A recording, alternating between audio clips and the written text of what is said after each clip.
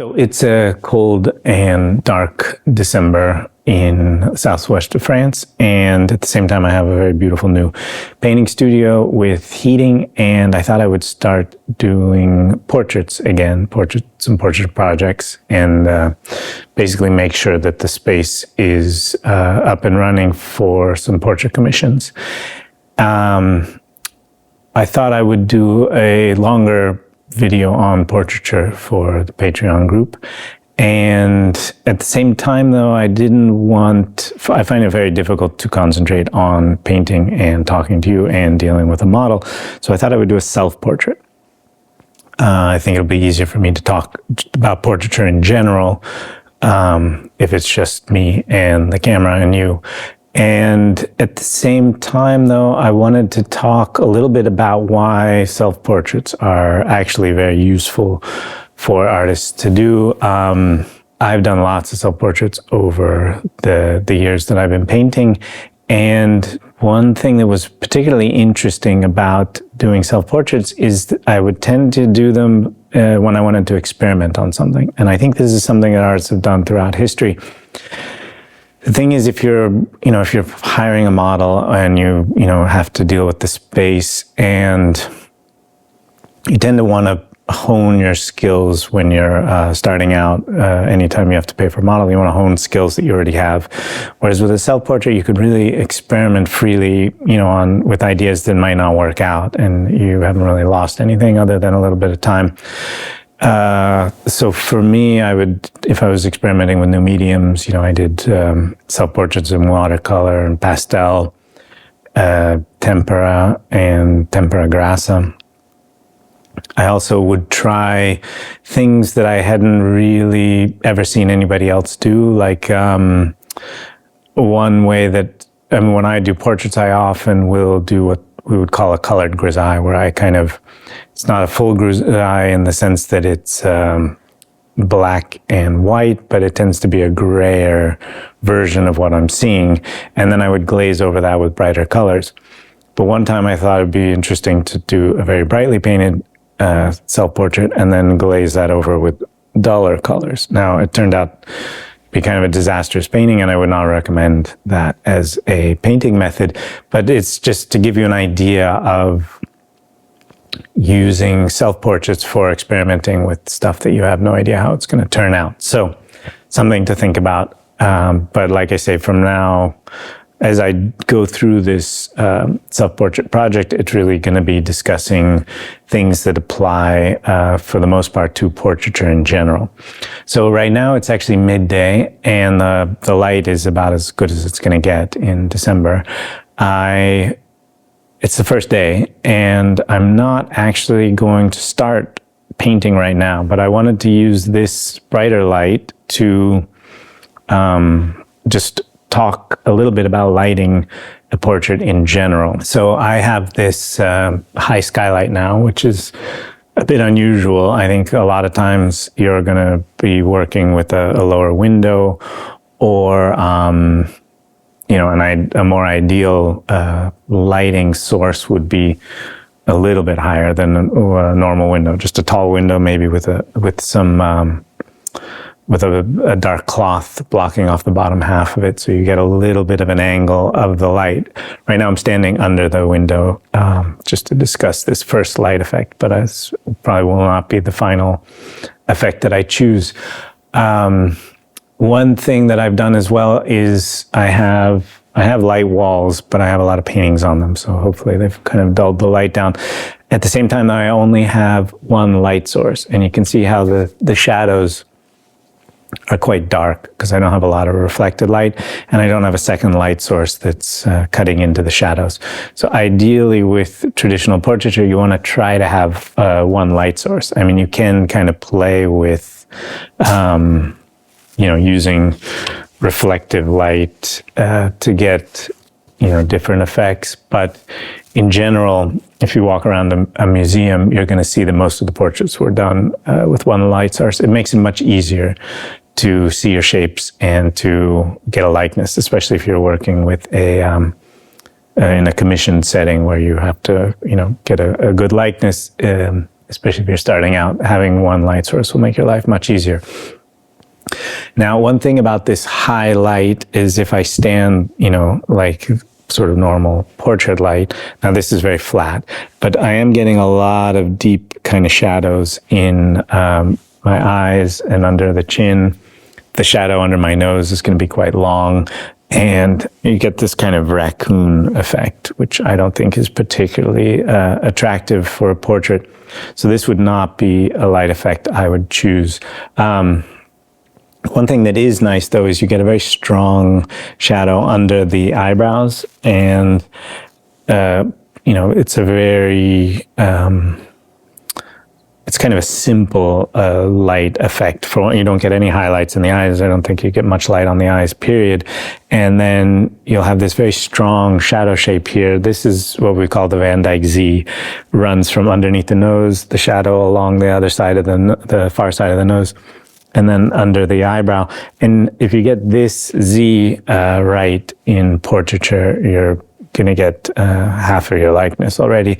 And if you're ever struggling with a likeness, try to find this Z. But like I say, if you have the artist standing between the light source and the model, in this case the camera is between the light source and the model, you do get a light on both sides of the cheek. It's a very bright kind of portrait light, and you get this very well-defined shadow shape. So it can be a very traditional portrait lighting. Now, again, I think I'm going to now move the camera and show you some other lighting setups. Okay, so this is now ignore the background, but this is kind of a more traditional light effect in the sense that I'm further away from the window, so it's a bit lower.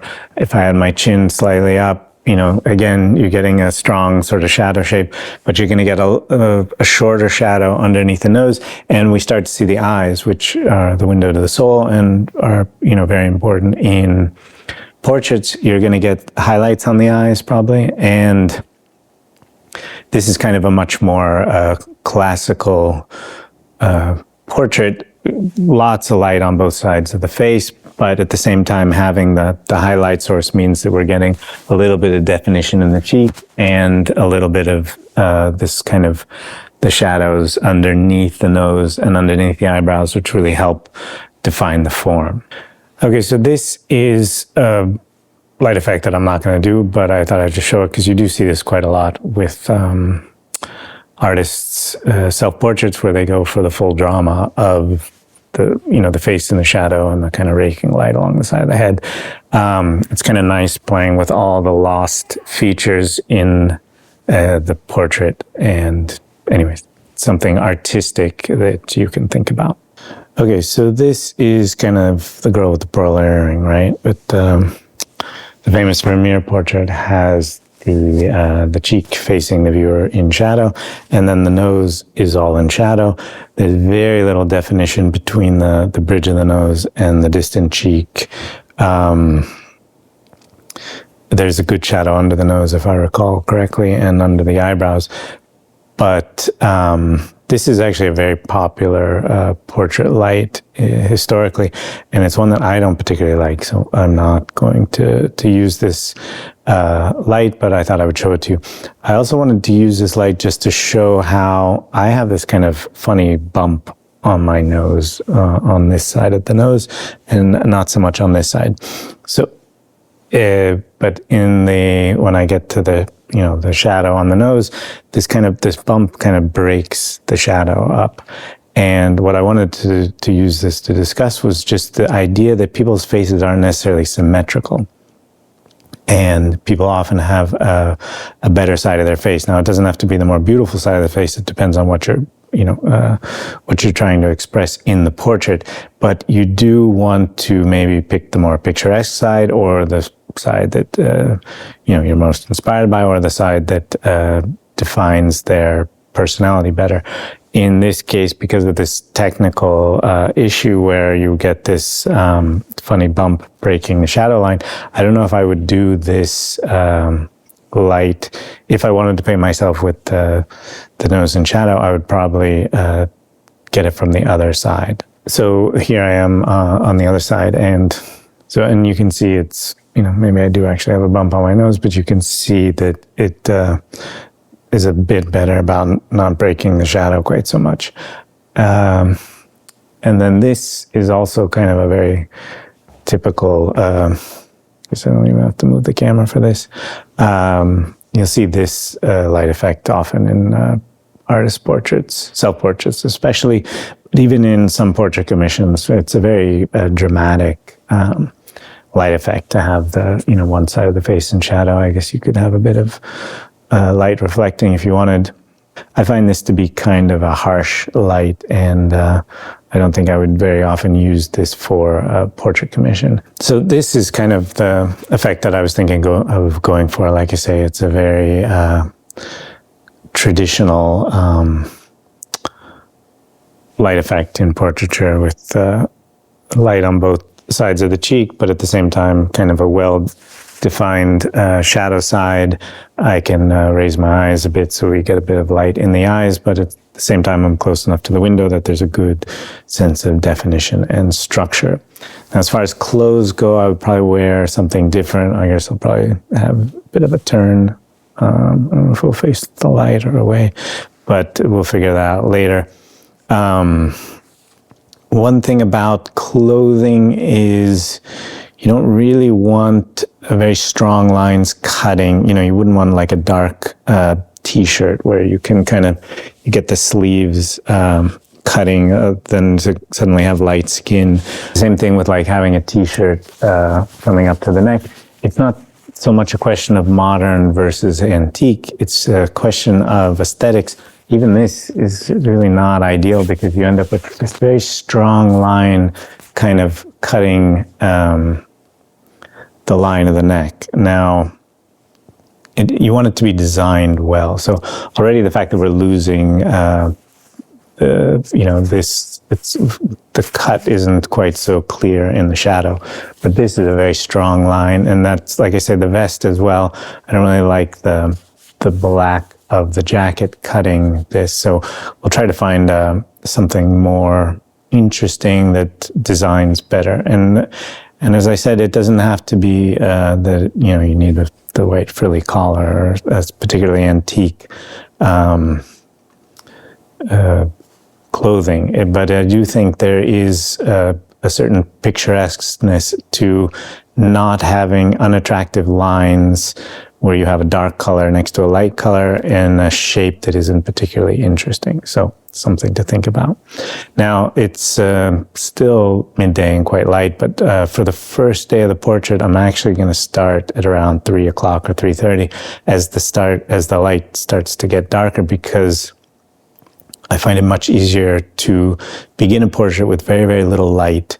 It allows me to just focus on the big shapes. So you'll see in a bit when I start.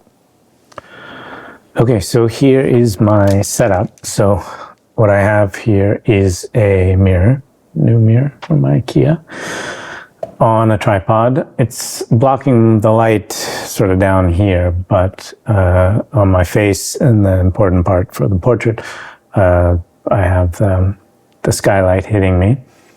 My canvas is kind of, I would say it's, on a grand scale, it's a pretty fine grain, but it's sort of fine medium. And what happens with portraiture is they sell what's called a portrait grain canvas. And like the Claessons, I think it's the 12s and the 13s, they tend to be very, very fine. So they're very smooth canvases. And that's really the kind of thing you'd want if it was, a very elegant portrait, especially if the person has very smooth skin. So you don't want to get a bunch of bumps affecting that. Now I'm going to play a little bit with texture, and my skin isn't that smooth at this age. So I'm not worried about having a bit of texture on the canvas, which is why I've chosen this canvas. As far as the brushes I'm using, I have some Sables here, but I'm really going to be using mostly bristle brushes today, just to lay in. As far as the palette goes, I still have my landscape painting colors out because I'm painting landscapes in the mornings. But I have ivory black and I have lead white. So that's the only kind of difference. Now, I used to grind my own lead white, but these days I'm using a lead white made by Rublev, and it's about as good as when I was grinding my own. It gets very stringy, so it's quite nice. In Europe, it's very hard to get. You have to basically send proof to your professional painter, and because they're not allowed to sell lead anymore. Also, if you ever do buy this color, any color that you don't want it to go off, you set it cap down and it will separate slower, because the problem with a lot of these, especially high quality oil paints, is that they often don't put a lot of filler or stearates in the paints, and so they'll separate the pigment from the oil. So I have a few of the tubes. I keep them in the freezer with the cap down to try to conserve them as long as possible. I will be using my regular medium and my lavender essence. Other than that, now, as far as clothing, I didn't really get dressed up for this. I'm just going to wear a sweater, and I put a scarf on to just kind of try to neutralize a lot of the information down there and focus on doing a portrait just of my head. The one thing that happens with working from a mirror is my head is only about this big on the mirror, and even if I get closer, it's the same size. If I get further back, it's the same size. So I can't sight size. And it's not the end of the world. I think people, for some reason, think that if you went to school for sight size, that's all you can do. But no, we'll be doing comparative, because I actually want to paint a life-size portrait. And this is kind of an issue for me. I don't really like slightly undersized heads. I think if it's way undersized, it's okay. But if they're slightly undersized, it can look like the person is just kind of small, which you don't want. And over size, I find to be kind of awkward and weird. So I prefer to have kind of exactly life size, and the way I'm gonna get my size, the head, the right size on the canvas, is actually just to use a measuring tape. Measure. So my head is about 20.5 centimeters from the hairline to the chin. So I will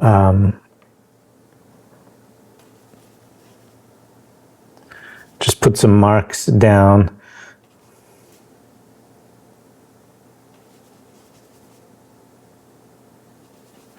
I tend to like to draw with black and cadmium vermilion. So I'm going to want to have this eye probably about sort of 2/3 of the way up on the canvas. You don't want the top of the head to be too high. You don't want it to be too low. So if my head is, what did we say, 20.5 centimeters? So closer to 20.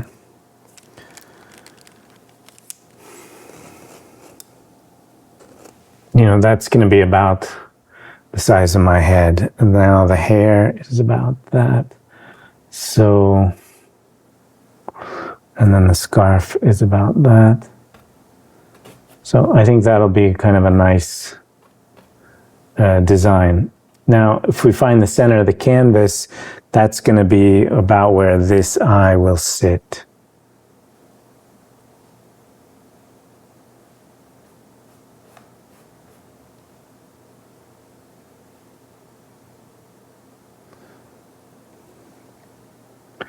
And now I'm picturing the whole scene in my head. Yeah. So this is the center line. If that's top of my hair, then that's about my eye.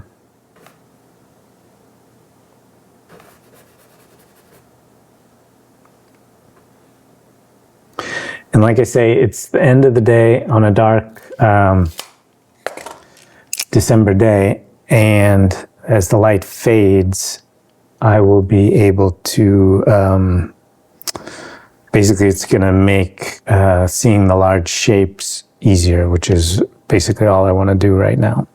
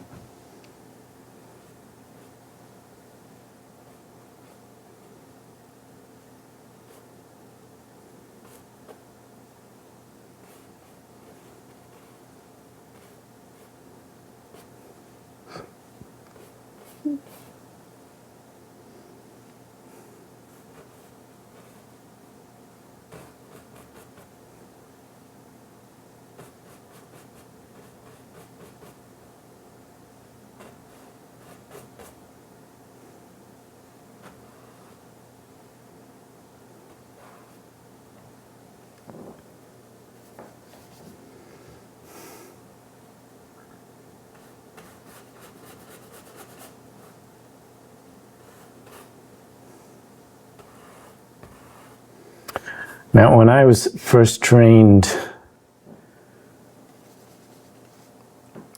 when I first studied sort of academic painting, we did a lot of cast drawing. And the way we would do the casts was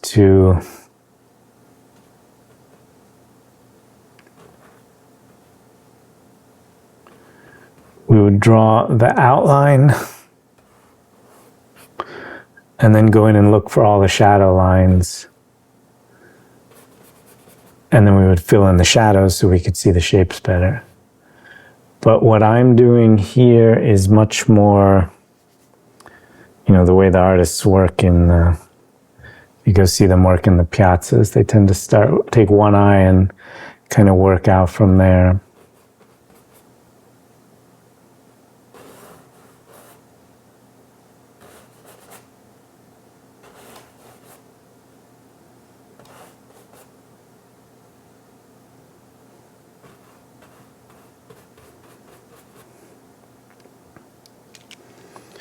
Now, already at this stage, I'll start using, rather than erasing stuff with turpentine, I will start directly in with the lead white. Lead white, yellow ochre, and a touch of vermilion. Those are going to be the 4 colors I'll be using.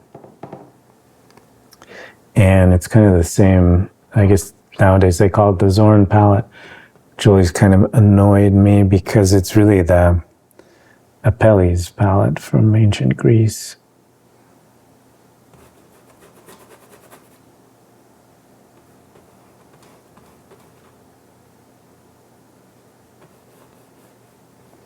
I want a little more light in the eye, so I'm going to tilt my head a little bit. If you do tilt your head, you have to make sure, or you ever do it with the model, you have to make sure that every time they're back in the pose, the head is tilted at the right angle.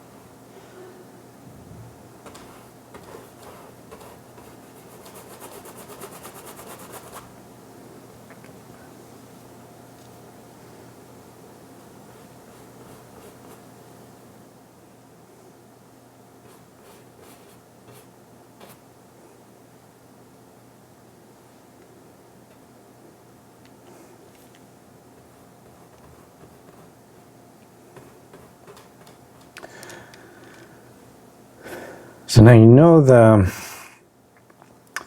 if this is the head,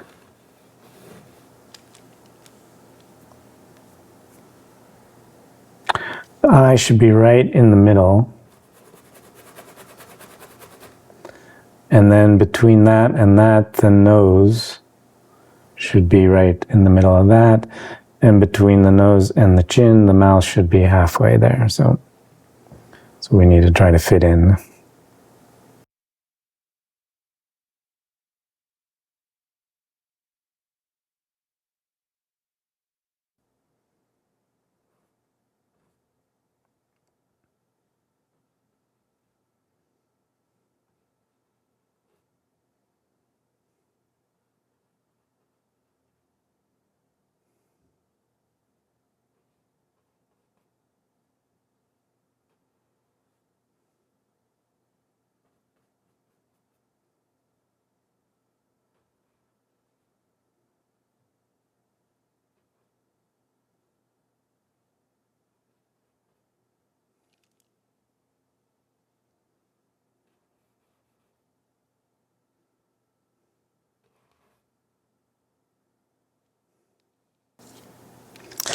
And when you start to have enough kind of shapes down, you can begin to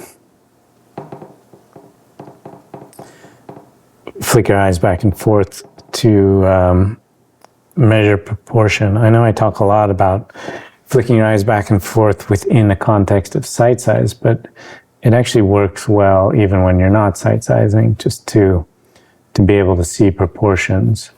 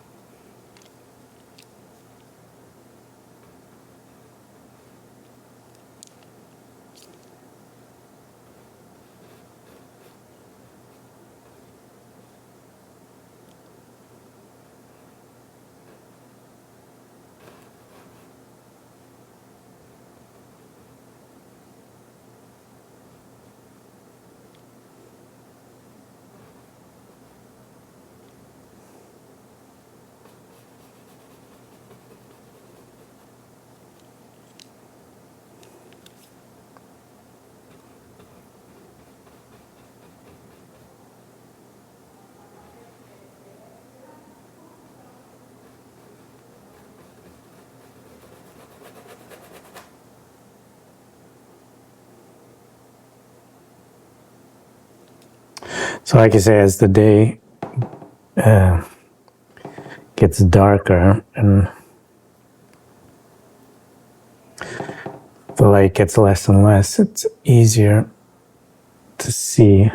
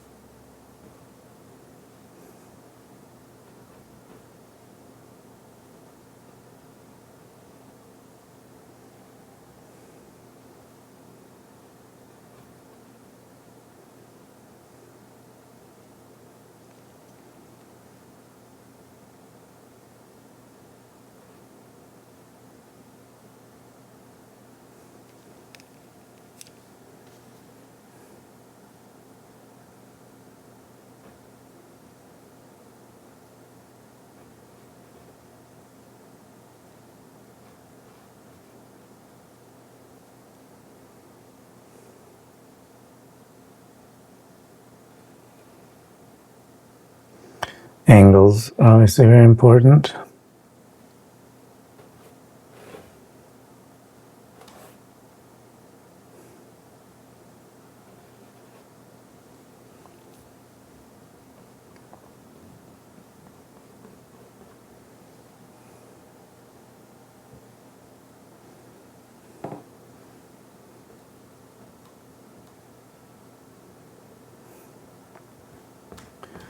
So I think the forehead is about right.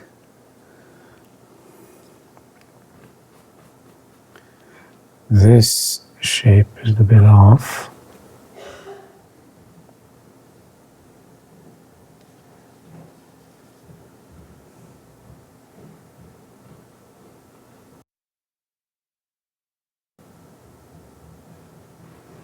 So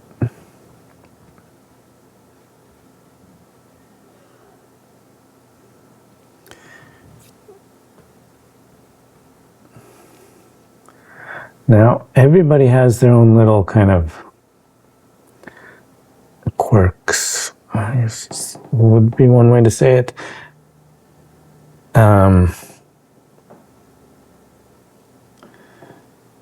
One of mine is that I tend to make my noses too short, no matter who I'm painting. So since that's something that happened to me a number of times over the years, it's something that I always look out for now. Right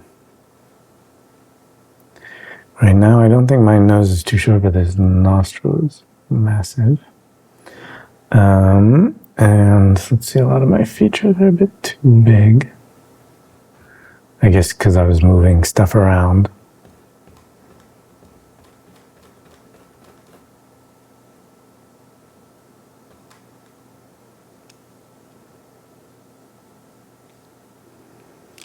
Just double check that my size is correct still.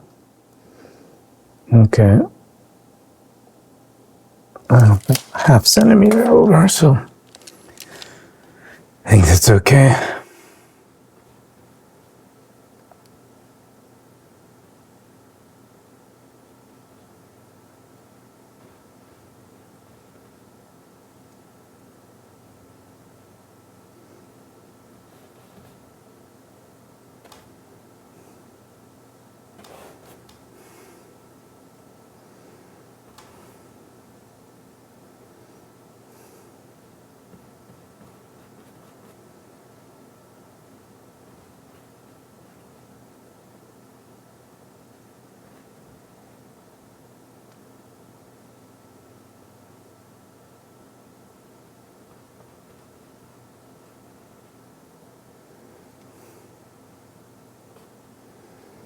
Now, my main concern is to keep this eye central.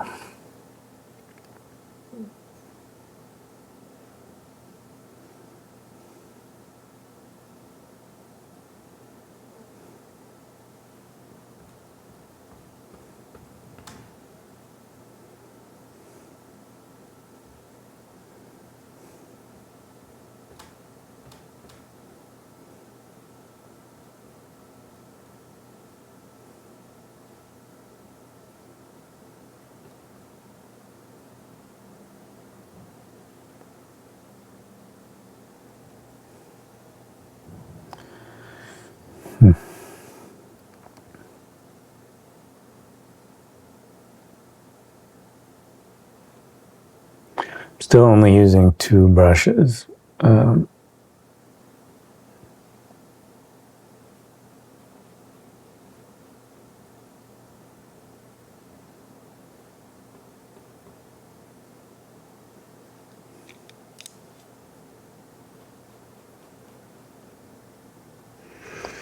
Don't be afraid of bags under the eyes. They really help define the form, and they will make the eyes look a bit lighter too when you hit the highlights.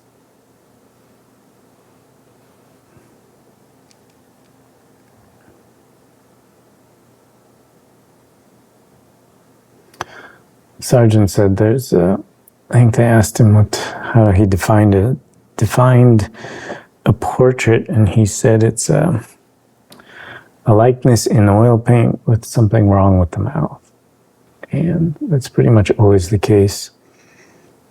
Now, generally, the mouths are difficult to do because the model is talking. Usually, if you're painting a self-portrait, you're not talking, but that's obviously not the case this time.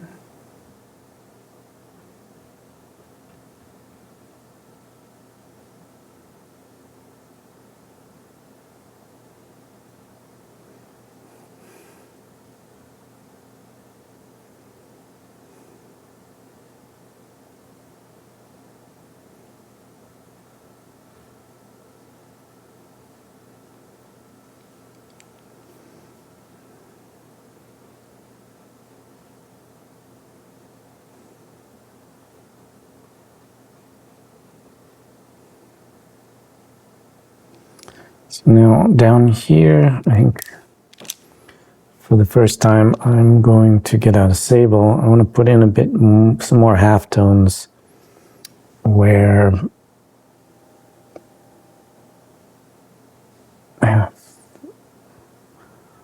just making sure it's not the mirror casting a shadow. I think it's actually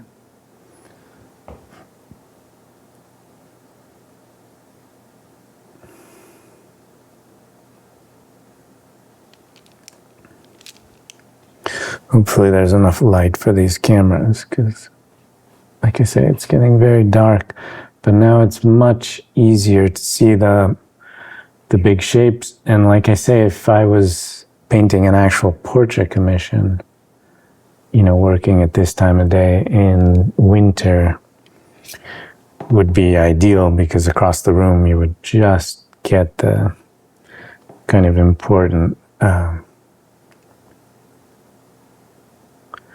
big shapes to be visible.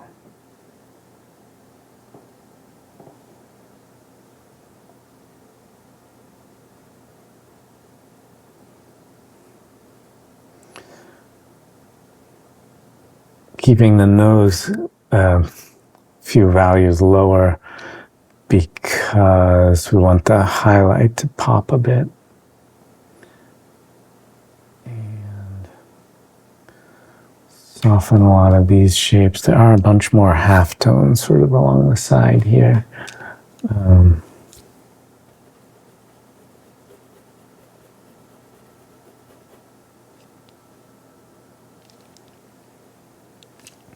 I'm going to try to spot the eye a bit better. Right now I just have this kind of big mass, but like I said, I want it down in the middle.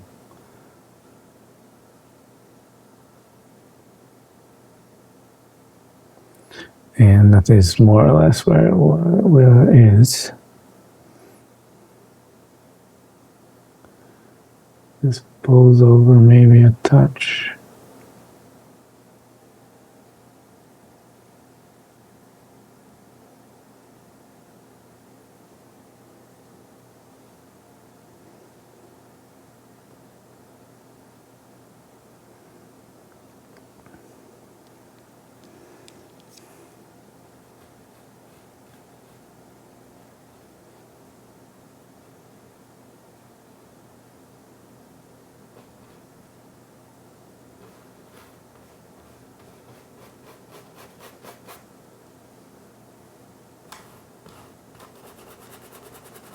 Now, if somebody has a lot of hair, you probably want to mask it in sooner than I did.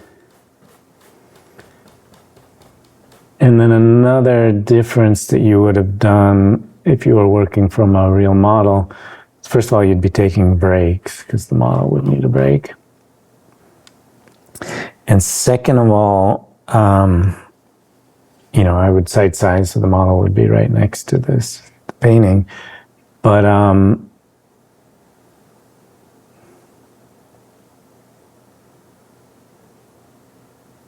normally during the breaks, just say the model was here, the painting's here, you would fill in the right side just so it's easier to see your work rather than seeing all this white canvas.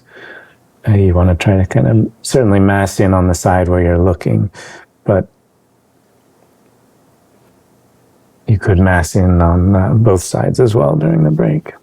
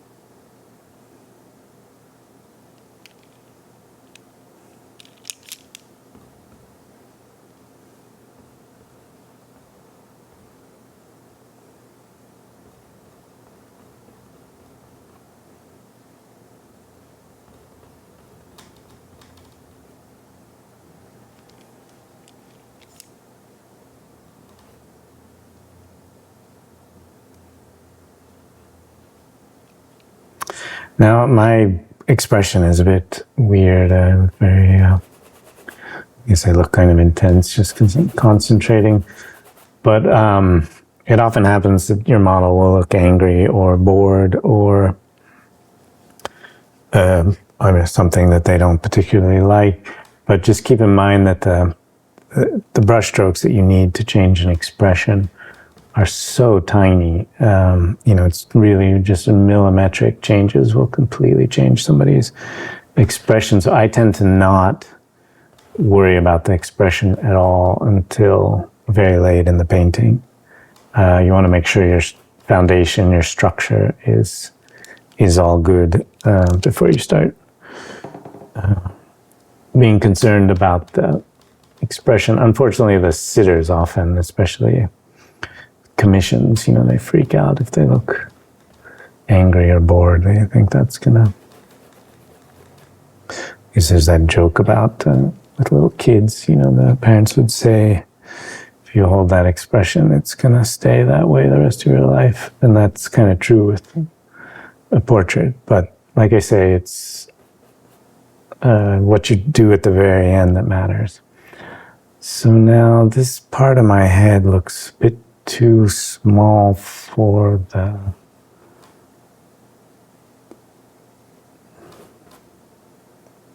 features. Let's see.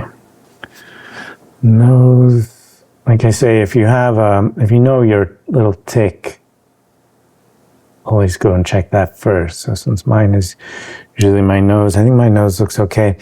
Looks like the mouth pulls out a bit too far.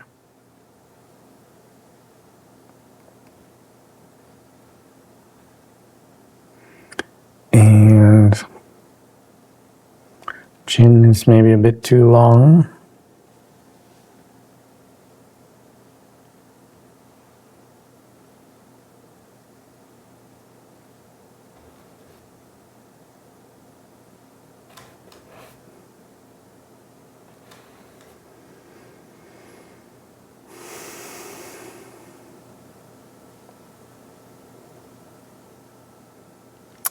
Also, when you're, always make sure you measure the distance from the nose to the cheek when you're getting yourself or your model in pose, because that's something that you should get down quite quickly. And then have an idea of where that should sit. Let's see.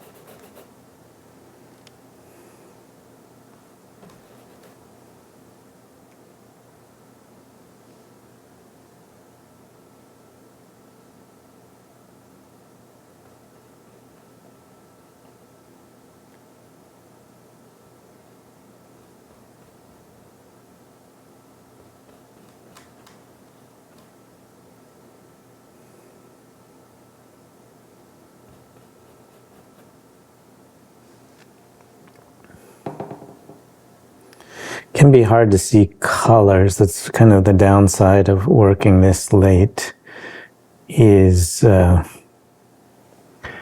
we can see big shapes, but we can't really see colors. So don't spend a ton of time worrying about them. We'll come back in tomorrow and it's all be fluorescent with we can see it in light again.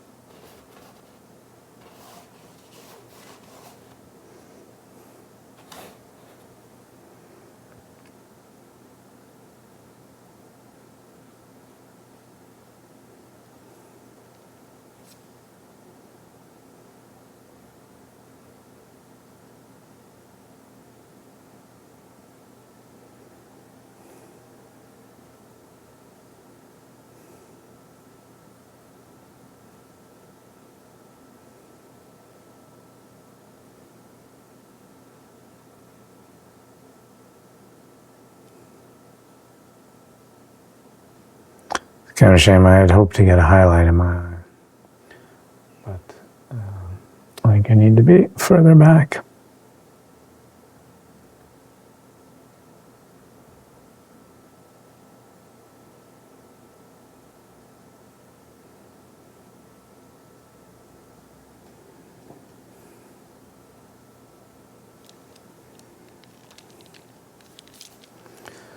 My little halftone sable.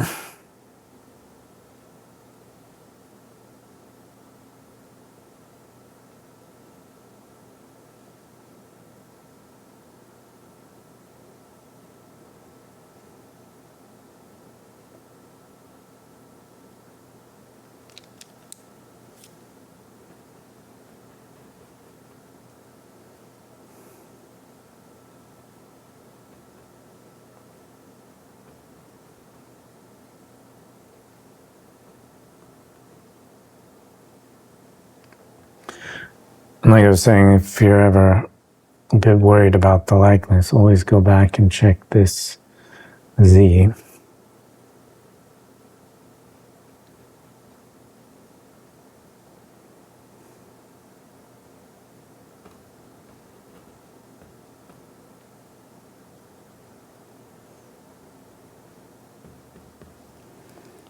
And there's a lot of halftone in here, especially now. Now, tomorrow when I come back in, and I'll probably continue on this earlier in the day, the light's gonna wash out a lot of these halftones. So we can decide, you know, like I always say, chasing effects is wonderful because you can decide what works better.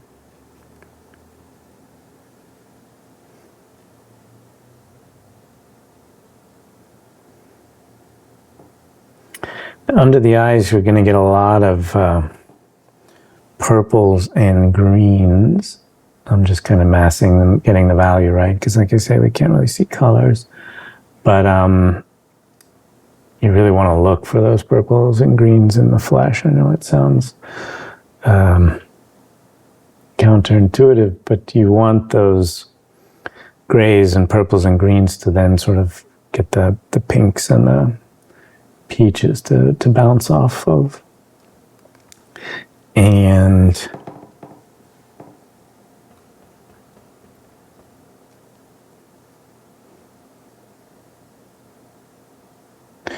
the greens we get by mixing black and ochre, since we don't have any blue. And the purples we get by mixing black and the vermilion. In this case, it's a cad red light, but it's more of a vermilion color. I'm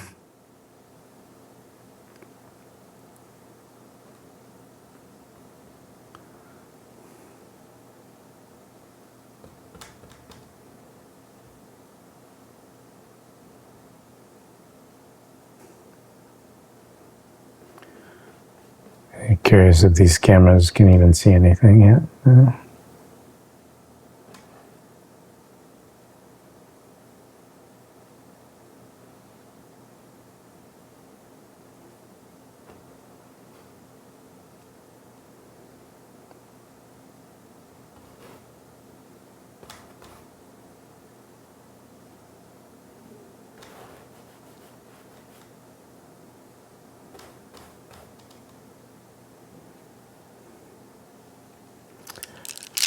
Okay, I think I'm going to stop for the day.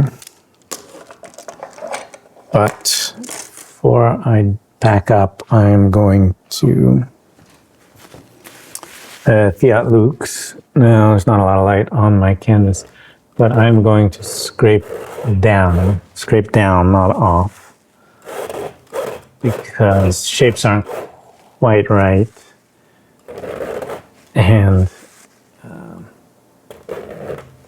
they're not really even close to being right, but we want to have a nice surface to come in on tomorrow in case we want to make any changes.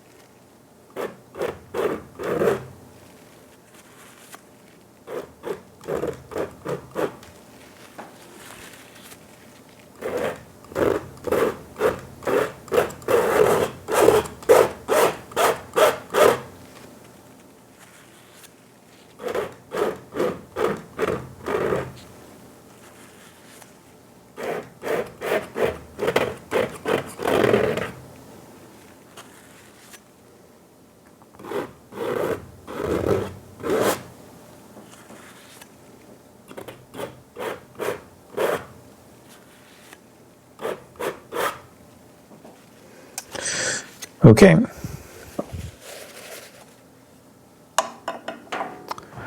That's it for today.